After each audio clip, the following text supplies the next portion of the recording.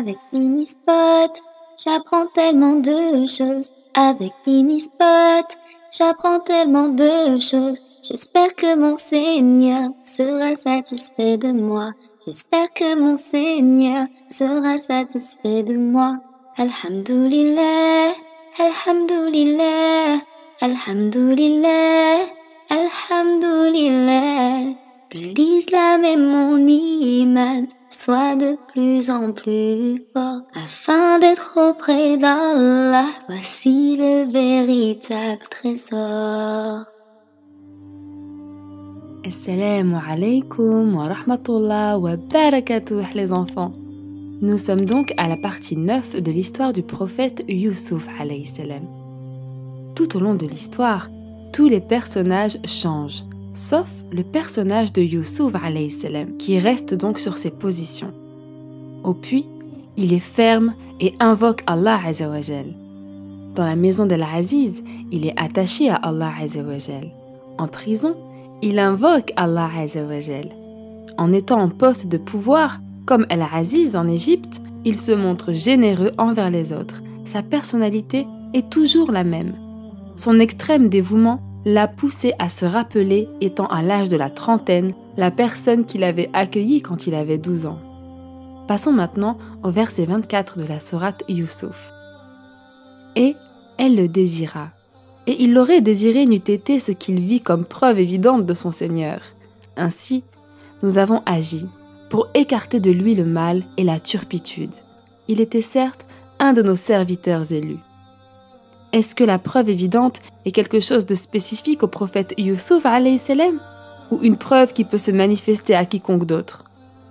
La signification de la preuve évidente est qu'il s'est rappelé les bienfaisances d'Allah subhanahu wa ta'ala. Il s'est rappelé le paradis entre autres. Ceci dit, la preuve évidente est l'équivalent du soutien d'Allah azza wa jal. Autrement dit, ce qu'Allah subhanahu wa ta'ala lui a envoyé comme preuve pour consolider sa décision et le soutenir en lui rappelant le paradis par exemple. Par conséquent, quiconque d'entre nous aura en tête de commettre un péché n'aura qu'à demander à Allah subhanahu wa ta'ala le soutien et la preuve. Ainsi, il s'est rappelé le paradis, l'enfer, les bienfaisances d'Allah subhanahu wa ta'ala qui lui ont été octroyées. Comment peut-il désobéir à Allah azza wa jal alors qu'il l'honore et le comble de ses bienfaits? Passons au verset suivant. Et tous deux coururent vers la porte, et elle lui déchira sa tunique par derrière. Ils trouvèrent le mari de cette femme à la porte. Youssouf alayhi salam était le premier à atteindre la porte. La preuve en est, et elle lui déchira sa tunique par derrière. Son extrême abaissement l'a entraîné jusqu'à déchirer son habit. Elle, la femme faible, a pu déchirer l'habit de l'homme qui avait atteint sa maturité. Parlons de la splendeur du style coranique. La tunique a été évoquée à 3 reprises dans toute l'histoire, tout en sachant qu'elle n'est pas la même. Ils apportèrent sa tunique tachée d'un faux sang, dans le verset 18. Et tous deux coururent vers la porte, et elle lui déchira sa tunique par derrière, dans le verset 25.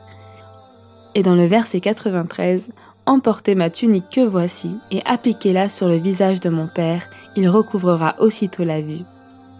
Mais pourquoi est-elle évoquée de cette manière? Ceci est de l'art islamique, et le but en est le suspense, et notamment une invitation à réfléchir encore et encore. D'un point de vue artistique, ce style est utilisé de nos jours, mais Allah subhanahu wa ta'ala l'a utilisé depuis 1400 ans.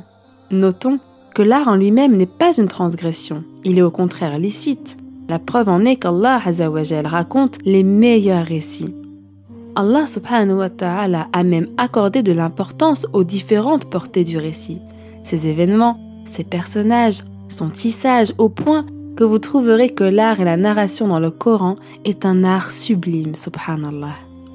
Et tous deux coururent vers la porte et elle lui déchira sa tunique par derrière. Ils trouvèrent le mari de cette femme à la porte.